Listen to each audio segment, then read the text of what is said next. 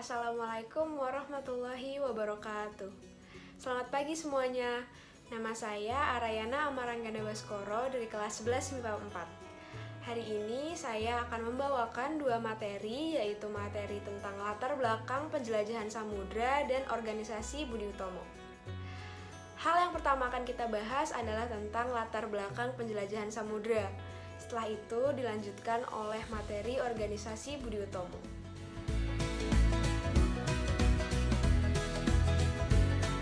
Seperti yang kita tahu, negara kita pernah dijajah puluhan tahun yang lalu.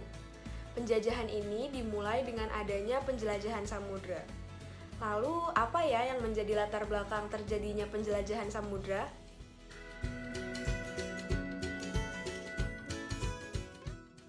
Latar belakang yang pertama adalah keinginan untuk mewujudkan 3G atau Gold, Glory, and Gospel.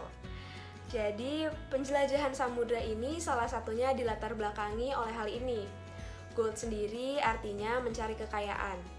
Pada saat itu, menurut paham merkantilisme, negara yang kaya adalah negara yang memiliki aset yang banyak. Oleh karena itu, mereka berlomba-lomba untuk mengumpulkan kekayaan, seperti rempah-rempah, emas, perak, dan barang tambang lainnya. Glory berarti mencapai kejayaan sebagai sebuah negara.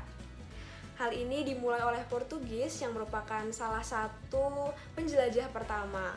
Mereka ingin membuktikan bahwa mereka bisa membangun Portugis menjadi bangsa yang besar. Selanjutnya, Gospel sendiri berarti keinginan untuk menyebarkan ajaran Nasrani kepada seluruh dunia. Mengapa? Karena Portugis dan Spanyol yang merupakan penjelajah pertama, mereka ini adalah negara yang mayoritas penduduknya memeluk agama Katolik.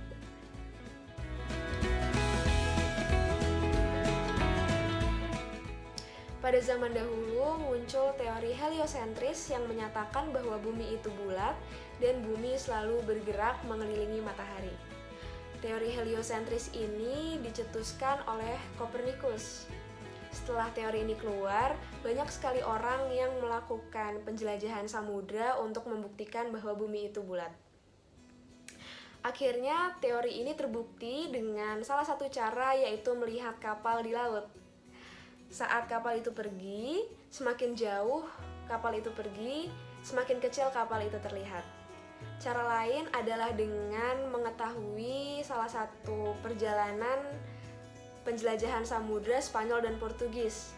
Pada saat itu, Spanyol dan Portugis sudah membagi wilayah penjelajahan mereka.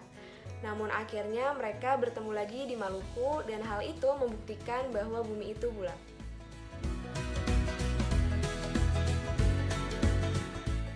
Yang ketiga adalah kisah perjalanan Marco Polo yang berjudul The Travels of Marco Polo. Selain karena munculnya teori heliosentris, penjelajahan samudra juga dilatar belakangi oleh kisah Marco Polo yang berjudul The Travels of Marco Polo. Dalam buku ini, Marco Polo menceritakan tentang kemakmuran dan kekayaan dunia timur seperti Asia, Persia, Cina, dan Nusantara. Karena buku ini banyak sekali penjelajah barat yang terinspirasi untuk melakukan penjelajahan samudra.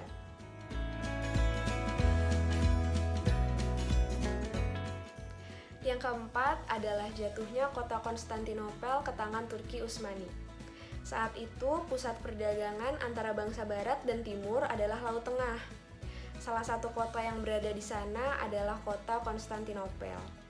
Namun, pada tahun 1453, kota Konstantinopel jatuh ke tangan Turki Utsmani yang menyebabkan akses bangsa-bangsa Eropa untuk mendapatkan rempah-rempah menjadi tertutup. Oleh karena itu, bangsa Eropa berusaha mencari jalan lain dan berusaha untuk mencari daerah penghasil rempah-rempah yang lain dan melakukan penjelajahan samudra.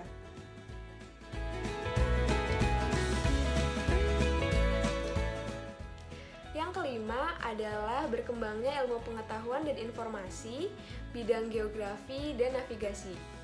Pada saat itu, ilmu pengetahuan berkembang dan muncul banyak penemuan baru dalam berbagai bidang. Mengapa? Karena pada saat itu jatuhnya kota Konstantinopel menyebabkan penjelajah harus berpikir lebih keras untuk menemukan jalan lain dalam melakukan aktivitas perdagangan maupun aktivitas lainnya. Oleh karena itu, mulai muncul penemuan baru seperti kompas dan kartografi. Kesimpulannya, ada 5 hal yang menjadi latar belakang terjadinya penjelajahan samudra. Yang pertama adalah keinginan untuk mewujudkan 3G atau Gold, Glory, and Gospel. Yang kedua adalah munculnya teori heliosentris oleh Copernicus. Yang ketiga adalah kisah perjalanan Marco Polo yang berjudul The Travels of Marco Polo. Yang keempat adalah jatuhnya kota Konstantinopel ke tangan Turki Utsmani. Dan yang terakhir adalah munculnya berbagai penemuan baru dan berkembangnya ilmu pengetahuan.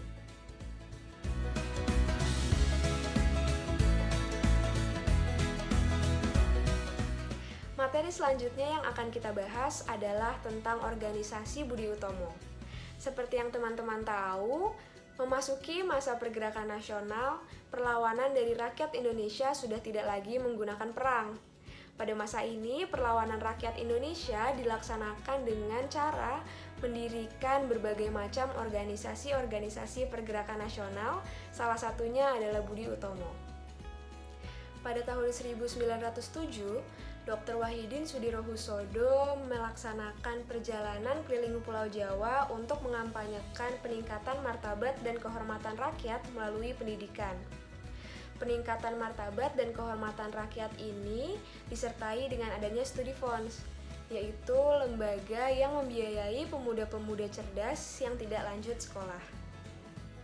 Kemudian, Dr. Wahidin Sudirohusodo bertemu dengan Sutomo, yang merupakan salah satu siswa Stovia. Lewat pertemuan ini, mereka berbincang tentang banyak sekali hal. Mereka juga membahas tentang nasib bangsa. Karena Sutomo tertarik dengan ide dan gagasan Dr. Wahidin Sudirohusodo, akhirnya didirikanlah organisasi Budi Utomo pada tanggal 20 Mei 1908 dengan Sutomo sebagai ketuanya dan mahasiswa Stovia sebagai anggotanya. Organisasi Budi Utomo ini memiliki tujuan untuk meraih kemajuan yang harmonis untuk orang-orang Jawa dan Madura. Karena pada saat itu istilah Persatuan Indonesia belum dikenal. Oleh karena itu, Budi Utomo menetapkan fokus pergerakan mereka hanya mencakup tanah Jawa dan Madura. Pada tanggal 5 Oktober tahun 1908, diselenggarakan Kongres pertama Budi Utomo di Yogyakarta.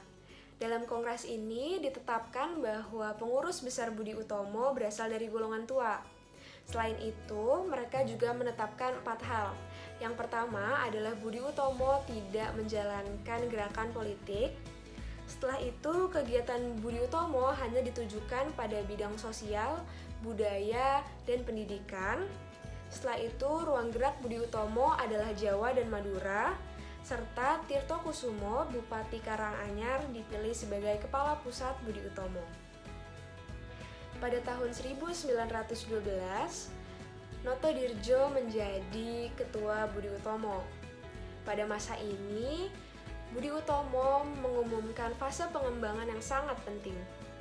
Selanjutnya, pada tahun 1927, Budi Utomo bergabung dengan PPPKI yang dipelopori oleh Insinyur Soekarno.